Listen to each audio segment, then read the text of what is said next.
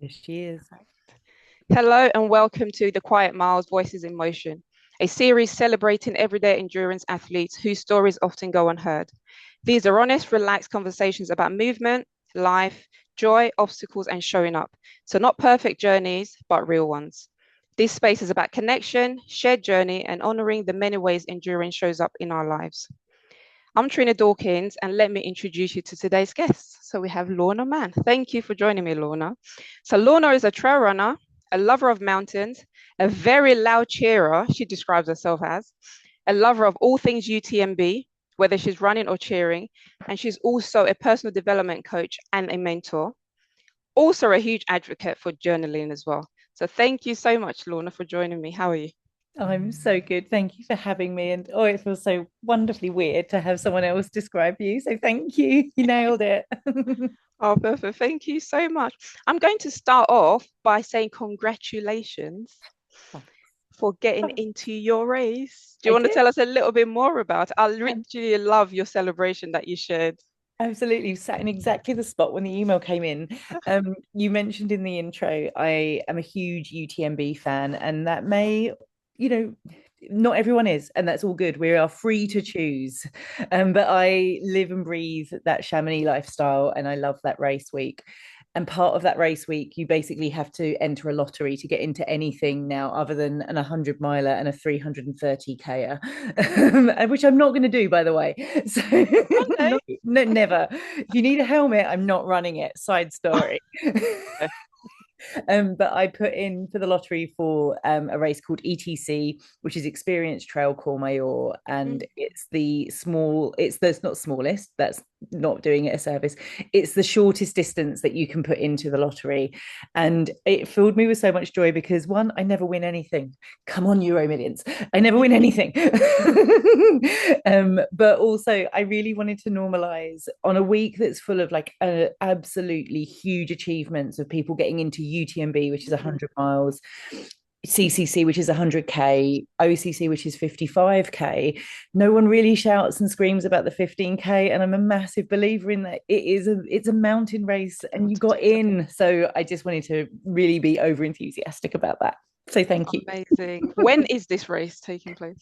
It's the last week of August, which is a national holiday because it's also my birthday, which is why I'm always drawn to that as well. Ah, But yeah, it's the last week of, it's usually around like the 23rd-ish of August and it goes through all week. And if you haven't ever been, please watch it. Like just YouTube, look for UTMB on YouTube and you'll understand why you fall in love with it. oh, amazing. I think obviously we was there last year when we saw you. That was Yeah. my very first time. And I thought I would love to do a race one day, but I would love to just be there in person first. And Mm, it's so hard to explain mm, the joy you feel when you're there. So like yeah. because I've been watching you for years, just watching you cheering and just being there. And I'm just like, I need to go there just to see what it's all about. And I can see why you are so excited and just completely love all of it. It's the most All of it. inspiring It's week. Like, amazing. and it's funny because you don't know who these, like, I think about 20,000 people run across that whole week. And I Mhm. literally have probably cheered in 19,000 of them.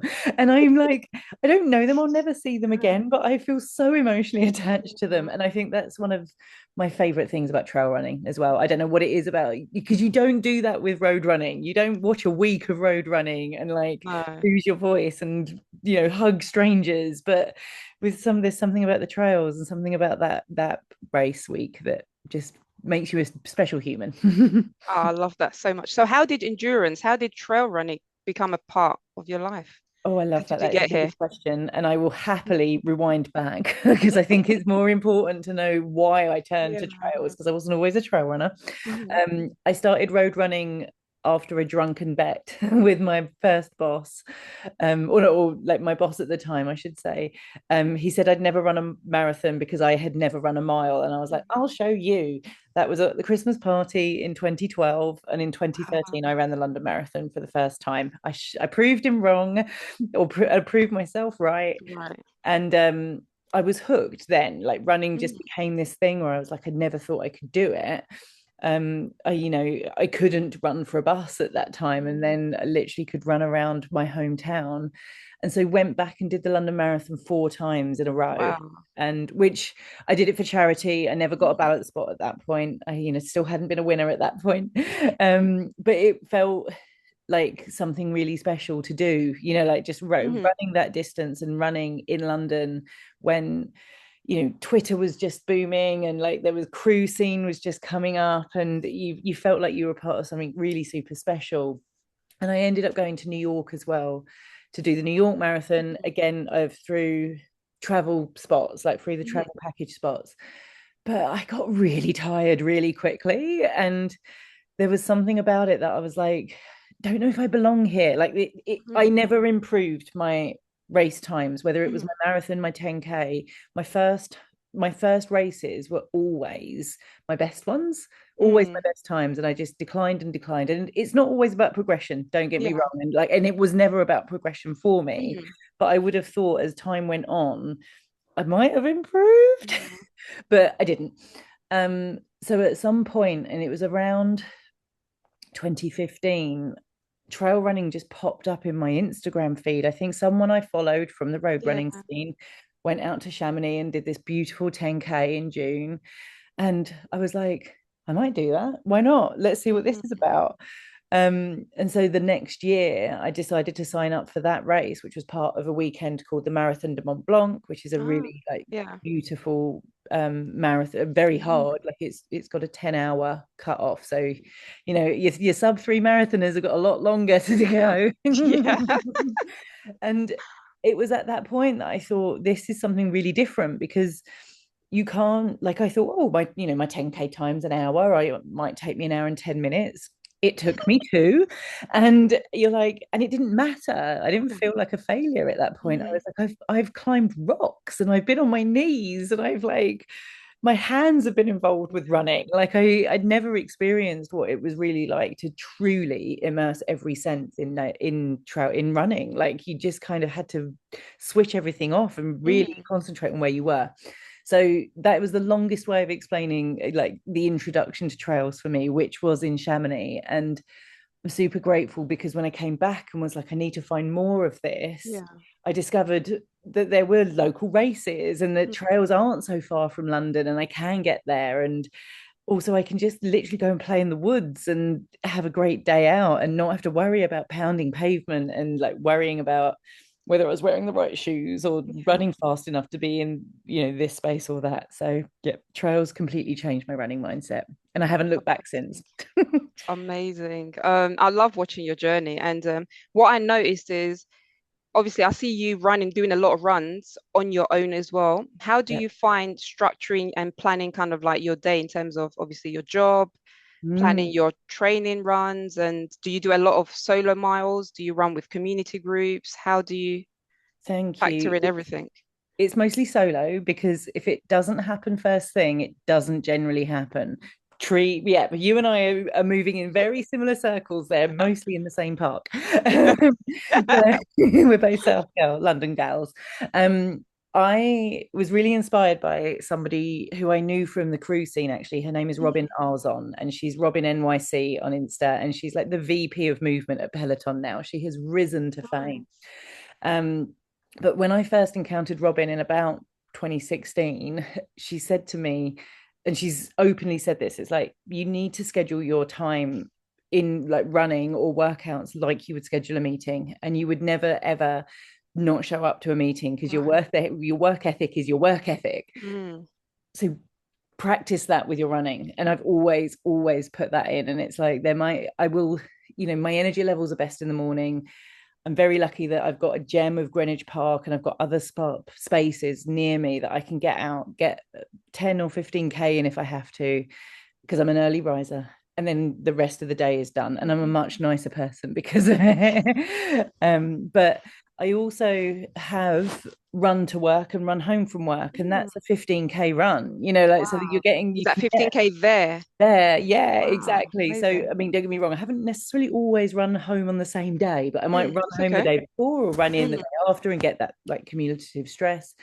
So I've really tried to make running a part of my day. rather than something I have to do. It's something Yeah. I can do, if that makes sense. Yeah, no, definitely. Yeah, no, definitely resonates. And like you said, I'm the same. Like it's the first thing I do in the morning.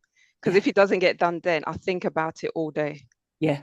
And then, or you can like right now, we're speaking on a winter's day and it's grey out and that, and I really don't want to go. Yeah. Whereas if I get changed and put the leggings on, I'm Mhm. done, I'm out the door. Right, definitely, exactly. Oh, thank you so much. I've been snooping around your Instagram page and you completed a Mosa marathon is it Yes. in Austria? It's in Salzburg in Austria. Yeah, Yeah. it's a How lie was because it is that? not a marathon. It was a 45K race. And I'm like, that is not Are a trail marathon. marathons Yeah, ever 42K? Never, no, are never. they? Tell us a little bit about that. How was that? Oh, it was so beautiful. The Mozart Marathon is part of the UTMB series. And to give Mm, anyone context, it's a very complex system. But if you want to run in Chamonix in that last week of August, you have to earn what the UTMB calls stones, which is mm, basically run a race. And like if you run a certain level, you get 1 stone, go up to sure. 50K, you get two, so on and so forth. So I after going there for 2 years as a spectator was like, I want in, I'm invested. So I went on my stones mission Mm, last year after training hard. Like it's hard to train for cut-off times and it's hard to train for very big mountainous yeah, races when you have a hill that's 3 meters high around you. But Mozart caught my eye, one, because there was a super generous cutoff of yeah, 18 hours, which is hugely, wonderfully generous and unheard of. And why that is because they have 100 mile and 100K and then this 50K marathon all starts on the same day. So okay, the infrastructure is there until the last person comes in for the sure. 100 miler. Mm-hmm. Long story Perfect. long, I was like, I won't have to panic about Mm, finishing this race. It's my first like mountain ultra. yeah, Um, and it was super easy to get to because the start was in Salzburg, which is a city in Austria. You fly in, and it was 20 minutes from the airport. I'm in my hotel, nice. 15-minute walk. I'm at the race start. So Mm-hmm. it was a really easy journey to kind of get me started on this. And then I realized just how special these races are. People think that the UTMB series is a big conglomerate because it's part owned by Ironman now, but Mm, it has never lost its local feel. And I just couldn't believe how wonderfully like locally authentic it mm-hmm. felt. And I was hooked, from day one, or like from hour one or kilometer one. And that was kind of the start of the most perfect day I've ever had out on the trails, I think, to date. Oh, amazing. And the whole race just went, sorry, I haven't really finished there, but because the whole race was super challenging. There was nearly Mm, 2,000 meters of elevation. wow. But as I went on, people that were running the 50, well, I was running the 50, sorry, people that Mm, were running the 100K or the 100 miler started to join in. So like no, nice. I was with the elite starts of Mm, that. And they would pat me on the back and say, well oh, done, and ask amazing. how I was doing. And I'm like, you're coming first. You need to go. Yeah. You're about to win a race. But like, and Oh, and I've remained in contact with a couple of mm. those people that passed me with such kindness. And that was like, I'm in something special if this is what racing is. I find trail running is a lot like that, though, isn't Yeah. it? Yeah. People are So so super friendly, regardless of where totally. they place in the race. Like they'll Exactly. always check Yeah. on you. And they've always got time for Yeah. anyone else out on the trail. And Mhm. that's just, again, I've been in road races where you could almost have been trampled on if you got in someone's way. Mhm. Oh gosh, yeah. Or elbowed. Yeah, exactly. I'm like, sorry, just taking my time. I need a walk Mm. break. So yeah, it was really special. And I'm actually going back again this year to do it. They've changed the distance. It's now 39K. I know, we'll let them be.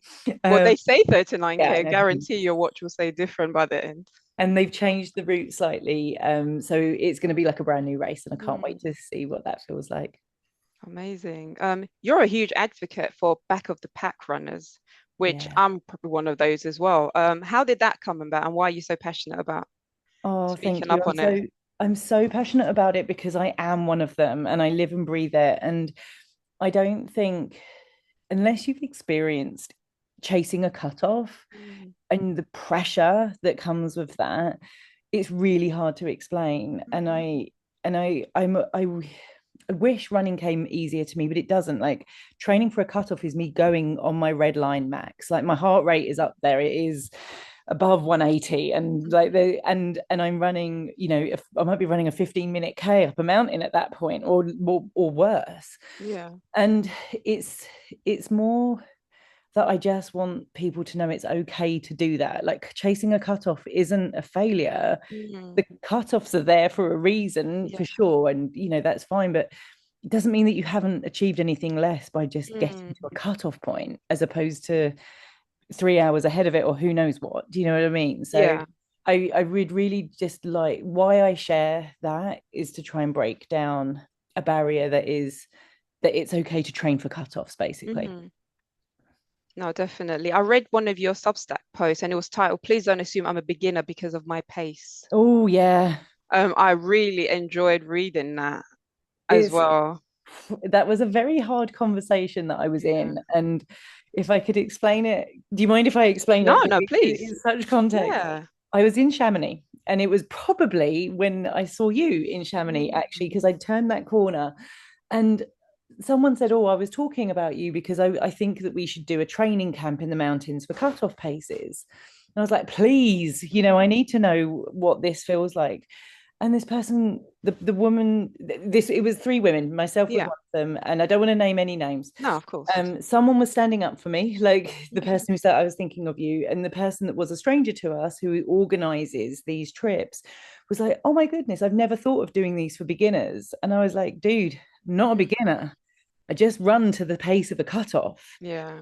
And her face dropped, poor thing, because she realized what she'd said. Mm. But she'd just made an assumption that, like, Yeah. oh, I want to start out. And it's like, I don't want to start out by doing a 57K marathon, like ultra marathon with 3,300 meters of elevation. That is not a beginner's race. Absolutely not. But there is a barrier there, which is a Yeah. cutoff. So it really struck a chord that folks think that beginners are the slowest, and it's like, actually, slow is a pace, it's and forwards is a pace no matter how fast Right. you go. So it's something that I think will take a lot more conversations to be had about considering people that are cut-off chasers not as beginners, basically. Yeah. No, It's my definitely. limit.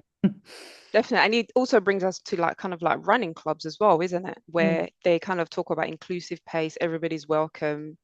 And then often many stories have been told, you turn up and you are left behind. Oh, I'm dropped. Yeah, I've been dropped by run really. clubs that have been organized by companies I worked in, Wow. and it's so disappointing because, oh, it's not disappointing. The disappointment for me comes of lack of communication. Hmm. If you're going to put on a run, doesn't matter who you are or what organization you are, put your paces up that you can accommodate. And if you say it's for everyone, then you need to have at least two people at the back that can walk Hmm. run with the slowest Exactly. person, because you are only Yeah, as fast as your slowest runner. yeah. No, definitely. I feel very passionate about that. Yeah. No, definitely. And I think what I've started seeing is run clubs put in the paces and they would Great. list a few paces, which is great, but Yeah. don't say everybody welcome and then No, no, you're no. running at 5 minute kilometer with Yeah. a run leader and there's nobody at the back. Yeah. I think every running group should have always someone at the front and someone at the back anyway, Well, it's safety. regardless of the pace Yeah, for yeah, yeah. safety, like you said. Yeah. Yeah. Yeah. No, No, no, no. But I at least, because I run most of my miles alone because of my pace. Like I definitely. could never, I have a huge guilt attached to like keeping someone behind or I slowing know what you someone mean. down. Yeah. And that's just me, like that, Yeah. I don't want to unpack that. I'll be fine. But I've always been put off by running with a group because I just don't want to feel that guilt, and I don't want to feel that pressure, and I don't want to feel embarrassed if I have to walk or stop. And it's fine by me. I used to go to run groups when I said like run culture was booming. Yeah. I'd go for the meetup at the beginning, and then when they all Mhm. went to run, I'd go home because I was like, I want Oh, to see my people. But yeah. as I'd love to go for a run, I didn't feel like I could or should. But that's Mm. fine. Do you know what? Yeah. And I think the more that folks can put their hand up or feel empowered to put their hand up and say, hey, can you accommodate this pace? And you don't ask, don't get as well. That's the thing. You True. It's might be, true. I want to come. I'd love to know that like this pace is being accommodated. Can you? If I say no, then you find somewhere else maybe, or Yeah. someone else. But I'm glad that more people are actually talking about their paces and advertising them. Yeah, no, it definitely makes sense, and it can put you off running as well, isn't it? Imagine Mm, you're new to running, you mm. turn up to a club and they leave you, you probably just think maybe running's not for me, Yeah, and you yeah, would never show up again. So no, it's work in progress. Um, 100%. so you run a lot on your own, and what keeps you moving on those difficult days? Because obviously, if you're running with a group and you know you're going to a running club, you're like, oh, I don't want to go, but I'm running with a group, I'm going to go. But you've got a training run, 15K or 20K, it's miserable or wet outside. Yeah. Oh, What gets you out the door? the only thing that gets me out the door is that dream of finishing in that arch in Chamonix. So the UTMB has this like iconic finishing area that like is barriered off, and you can't walk there, and you can only the long races finish Yeah. there as well. So, and my dream race, which is that 57K, Hmm. 300,000 meters of elevation, that one day I will get there, and it could take years. And so every day that I have to run is just one less day I have to wait to finish under that No, arc. absolutely. Oh, I love that so much. I have seen that arch. Took a few pictures under there. Yeah, Hopefully, I'll get to run a UTMB race one day. 100%. I'll You'll be definitely there. love to. I'll be there What? Yeah, yeah. You're there it's your every birthday. year. You definitely be there. What has been harder than you expected in terms of this running journey? Oof, what's been harder than I expected? Mm, I think that's such a good question. There's one really obvious answer that I'm going to share, but I need to go deeper than this. Harder than expected is how much stuff you need with trail running. Like it is, and I come from a super place of privilege that I will acknowledge that, I have a disposable income. I don't have Yeah, a family, I can spend on my trail running, that's fine. yeah, But Lord, I spend on my trail running, and that's because of being like chasing cutoffs. Any marginal gain that I've got, I will take. yeah, What do I mean by that? I mean light shoes. Like trail shoes are heavy things because of lugs and soles. yeah. Like if I can find a light pair of trainers that will Mhm. take a tiny bit of that mud weight off, I'll buy Yeah. them. But they're probably in the 200 pound plus range.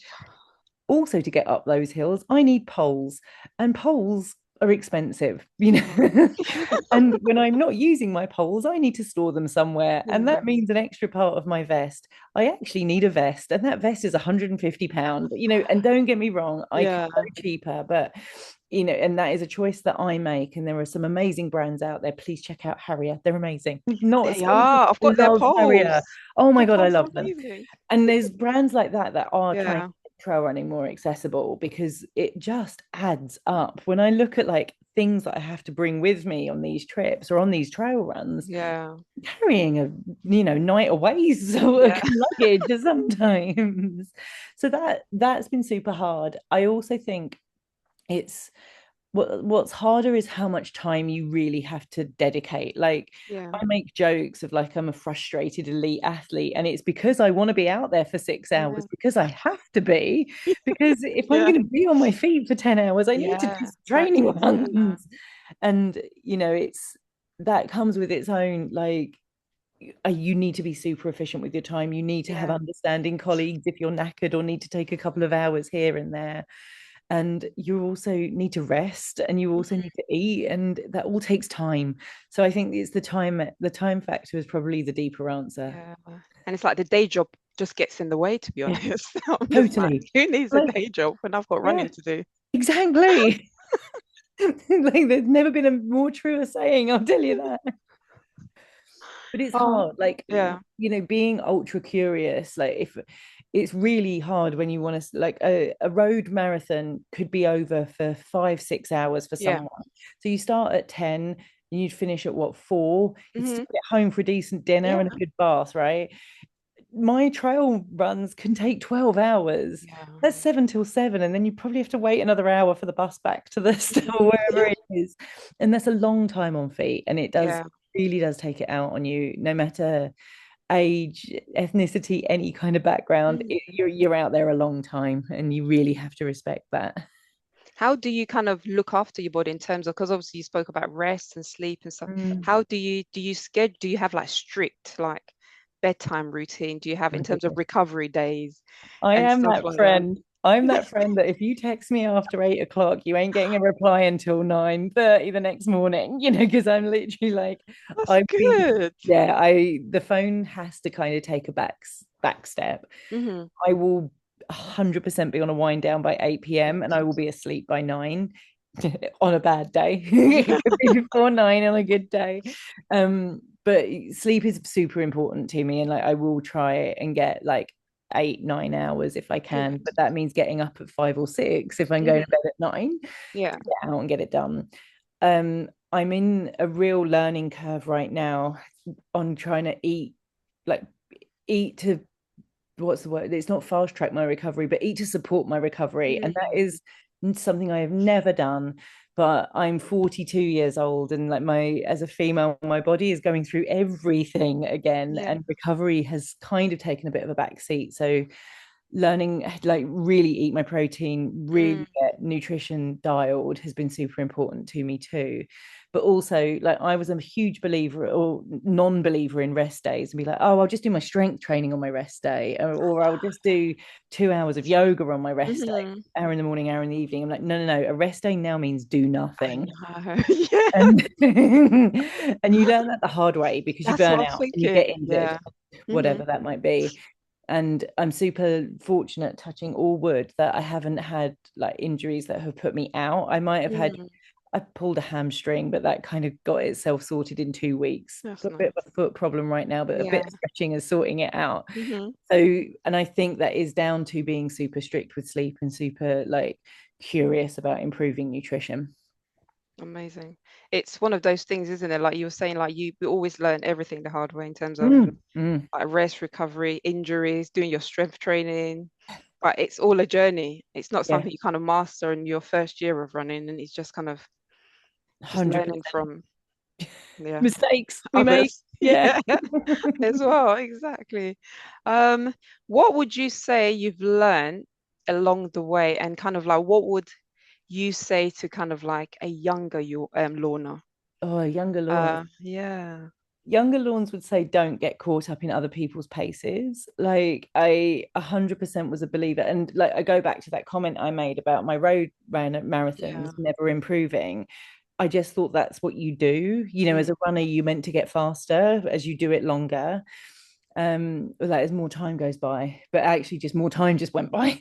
And I think if I could share anything with anyone, it's Mm. don't compare paces. And Strava is my favorite thing I have in the world, right? I literally adore that app. And it's actually the first thing I open when I wake up. And Mhm. if I reach for the phone, it's to check what my friends in Australia have been doing Thanks or for what the my friends in likes. America.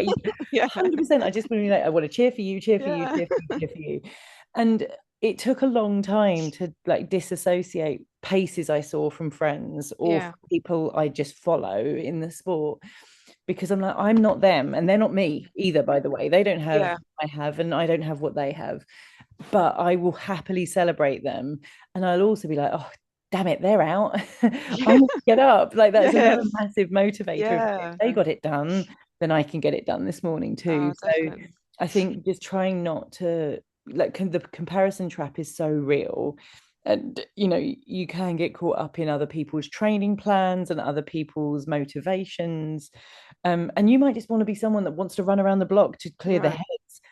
Cool. Please keep doing it. Please don't Mm. think you need to sign up for a 10K, 5K, half marathon. Like run for your reasons. And I Yeah. think that would be my biggest takeaway is, you know, really anchor into your why and don't compare yourself to anyone else. Brilliant. Thank you so much. And that's kind of the same thing I say to other people as well, because like you said, like obviously you've got social media and Mm, everybody's posting everything or what they're mm, chasing and stuff like that. And especially if it's people that maybe you run within a community group, mm, and then you will compare yourself, but then you have to kind of stop, take yeah. a step back and just be like you said, you're not you, you're not me, and I'm not you, kind of thing. So just remember why you're doing it and what Mm, you're getting out of it as well, which is really important. You're a huge advocate for journaling. yeah. What brought you to that? And do you use it for your runs as well, like after a race or after a run or at the end of a training block or midway through? How does journaling work in your life? Thank you. It's something that in my working life, I trained as a coach to try and become a better leader to the team that I was Hmm. looking at. And that was in 2019. I Hmm. started just before COVID. Then I left that job for complete different reasons of burnout, basically.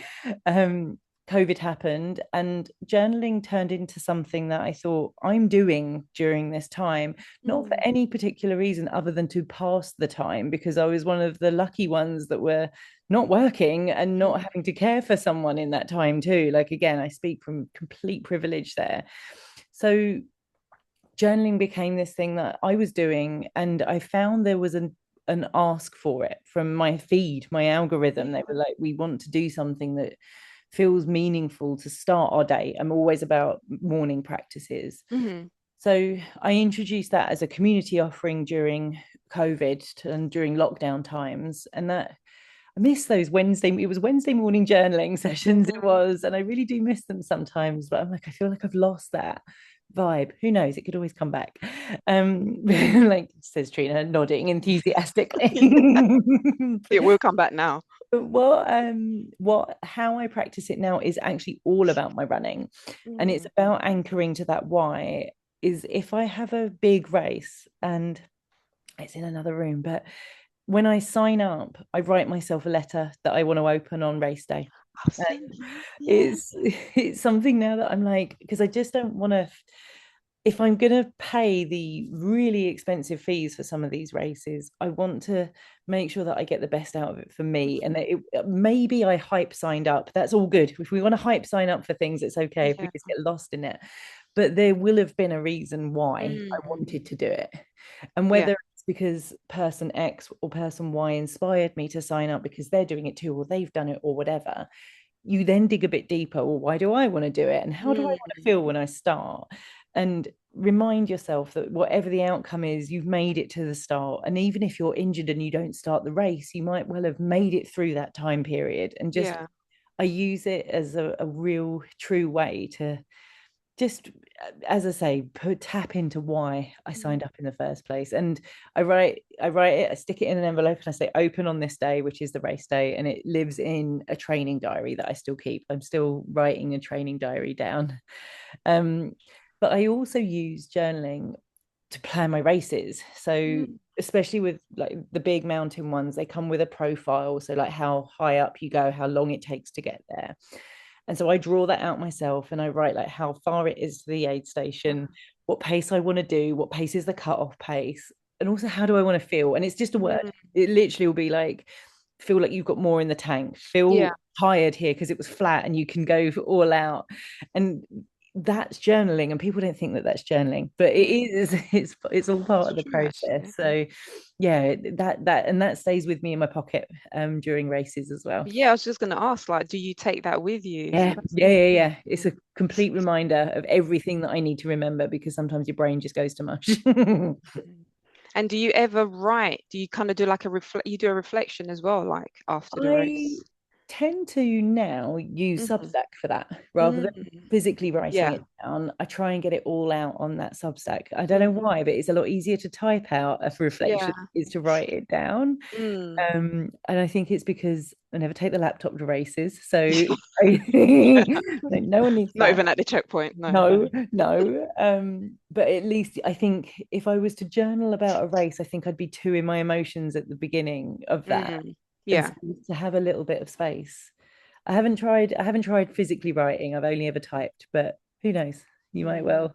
Would you, what I've done actually, I can't remember what race I was at. Actually, it might have been the speed project or something. I would Mm. leave voice note on my phone. Nice. Use like, yeah, just use my phone and during my walk break, because I do love a run walk. I Yeah. use run walk for everything. Yeah. It's the best Trading, part. races. I love a walk. Like I'll just leave myself a little voice note, just Mm. in terms of how I'm feeling and stuff like that. And I'll Yeah. just do that maybe a few times. Because sometimes you just need to say it right out Yeah, loud, especially and when then you're it's by done. yourself. Yeah, Yeah, yeah. exactly. And it's like you might be feeling a bit low. I have tantrums on trail runs all the time. And like I had one, I was running home from work on Sunday, and I really had a go at myself about 3 times. And I was like, You just needed to say that, didn't you? Like Yeah. there was no truth in what I was saying. You just need to get it out. So Yeah. big believer in that too. No, definitely. You know, I was thinking because a lot of your races are mountain races. Hmm. And obviously you've got trail running, but then you've got like the ones that has a lot of elevation. Hmm. Like why those races? Because obviously they're even more challenging. Obviously, the more elevation, Yeah. the more challenging. Why specifically mountain races? I think they're really hard.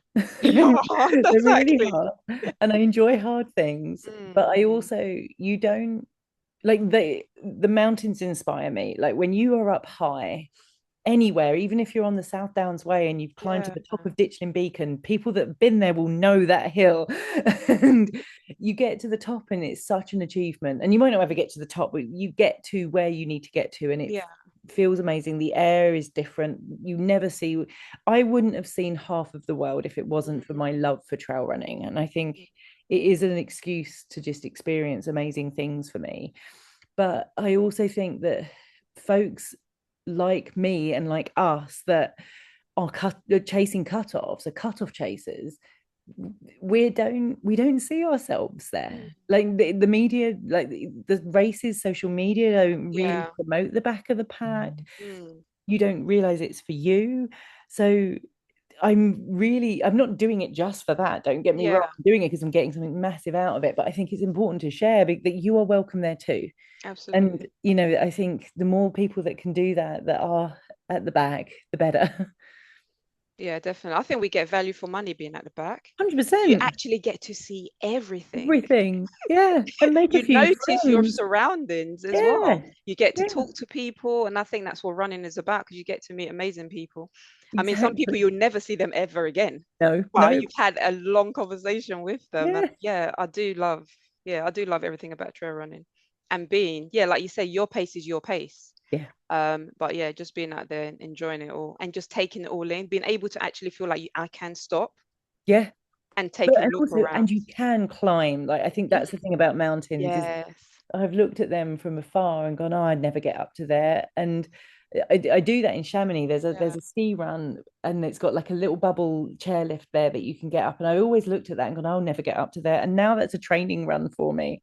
Do you know Wow. what? And like Fair, that, yeah. just through hard work, it takes me a good time, but you can get there. And I think No, that's the definitely. best thing about it. Yeah. So what does your obviously you need a lot of strength to Yeah. do that. What does your strength training look like generally for climbing Oh, those it's all mountains? it's all single leg work, and Mhm. like and a Bulgarian split squat is my favorite thing to do. Oh, nice. They're so hard. Um, but you have to have a full engine because your lungs are working, your arms are working, your back works. So it is all full body. So Mm, I don't have a strength coach. I used to. I now use an app because it's always all round full body and it yeah. works. And I know my form, and I don't have to lift super heavy to do Mm, this. I have to run long. You're never going to lift super heavy with that. So mm. I try and do. I set myself a target of an hour and a half a week. Probably do an hour a week.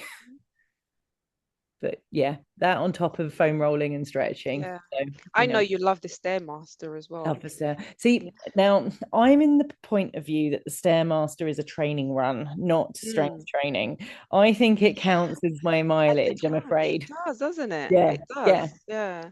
Because you're So literally climbing, but you're also getting in the distance as well. Because I exactly. like that you document how many floors as well, Yeah, what the yeah. elevation is, because That's the thing. Because I've got training. an elevation goal and I will hit it because Yeah. I'm doing it on the Yeah. Stairmaster. And that thing is not easy. I remember the first time I did it, I think 10 minutes, and you are just sweating. Dripping in What is sweat. it about that? I don't know, but it's heat training, I'm sure.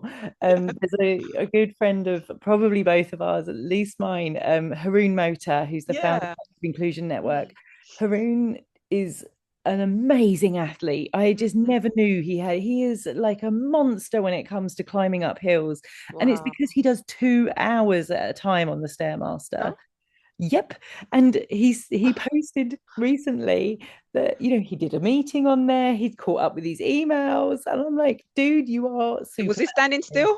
still? Superman. Like he is, and he's the most wonderful father and community leader. And I'm Wow. like, how have you got this in you? So Haroon, literally, if I ever struggle, if I think Haroon can do 2 hours, I can do 20 minutes. Wow.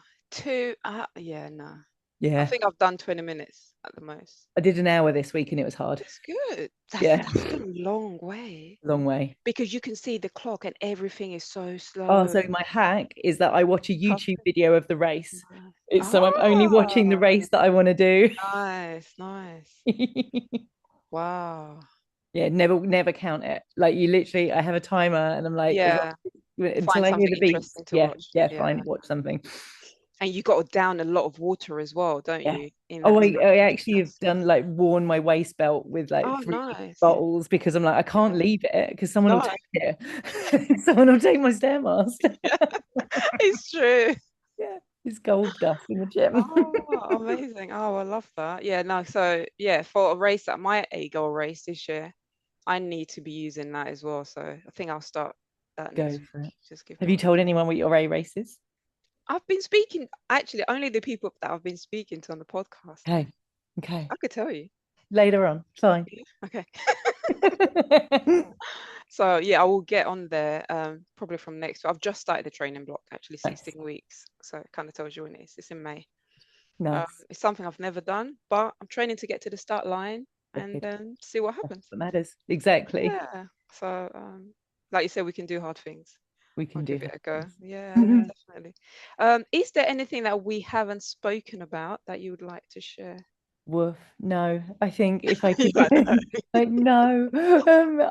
All I would ask is to repeat. Don't compare yourself to others. Have Honestly. have your journey, and I think that's the biggest gift that trail running's given me is to remove the comparison trap because how I experience trails is different to other Mhm. people too. They're not in my body, and I'm not in theirs, Right. and we all can do different things, and what's hard for me would be really easy for someone else and vice Mm, versa. So just do you.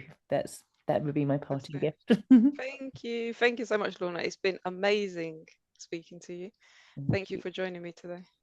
Oh, it's been a Take care. joy. Thank you. Yeah, thanks, Lorna. I'll speak to you soon. All right, Bye take bye. care. Bye.